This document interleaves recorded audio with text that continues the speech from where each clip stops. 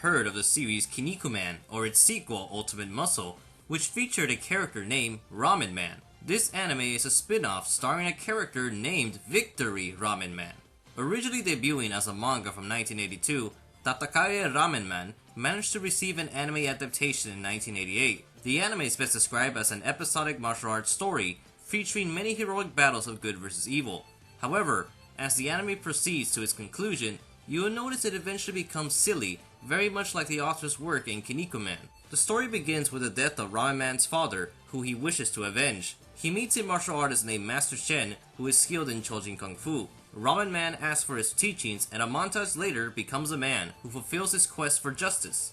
Afterwards, Ramenman gains an apprentice named Shumai, and together they travel across China, protecting people from bandits and villainous martial artists. Despite being a master of Chojin Kung Fu, Ramenman still has room to learn, achieving greater heights of power and wisdom. In a way, his training has not ended, as experience will aid his future endeavors while continuing to protect the peace. As you may have noticed, Ramenman has many similar qualities as Fist of the North Star, but surprisingly, Tatakae Ramenman predates Fist of the North Star by a whole year. At times I wonder if Tatakae Ramenman inspired Hokuto no Ken, but since the manga isn't translated, I can't make any accurate judgments. But what I can say is the tone of the series does vary in some episodes.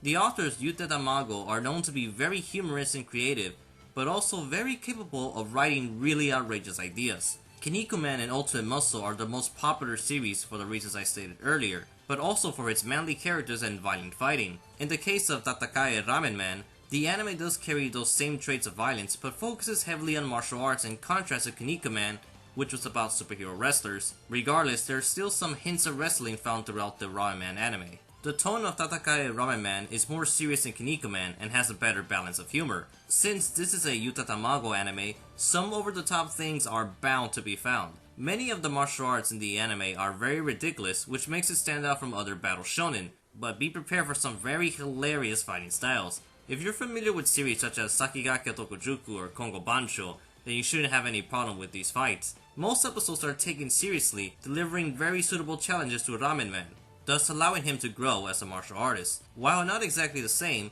Tatakae Ramenman can be compared to Samurai Jack, as both feature a wandering manly warrior facing countless trials. I chose Samurai Jack as a comparison for another reason, being its second season. For some unknown purpose, Samurai Jack Season 2 is mostly comical, and felt like a decline in quality from the first season in both seriousness and action. Tatakae Ramenman kinda falls into the same trap.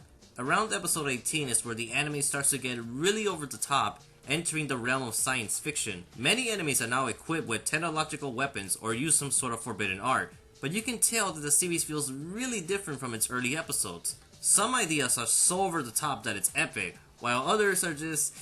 yeah, that's just hilarious. As the finale, Tatakae Ramenman concludes with a tournament of 5 vs 5, and would have been a perfect ending, but the anime ends with 2 recap episodes, giving a bit of an awkward conclusion. There's not many flaws to the anime other than some nitpicks. The tournament arc I mentioned is where the series basically turns into Kinnikuman, complete with random gags and referees, and of course some over-the-top fighting styles. There's actually a subplot in the series being Ramenman searching for his sister, which I felt was not even necessary for the anime. It just came off as kinda pointless to me. Lastly, the series does suffer in not having good supporting characters or villains. In Kinnikuman, there's a large selection of characters with both heroes and villains, but the cast in Tatakae Ramenman aren't as interesting. There is one recurring villain being Jewel King, who's voiced by Kenji Utsumi, so hearing him is always a treat. But be prepared for a few episodes where it will conclude with, "I'll get you next time, Ramenman!" Tatakae Ramenman is a manly martial arts shonen that not only utilizes hand-to-hand combat, but is not afraid to venture in completely different territory, resulting in some episodes being really badass, or really silly, or sometimes both. I'm the manly anime hero and I review anime so you can enjoy it.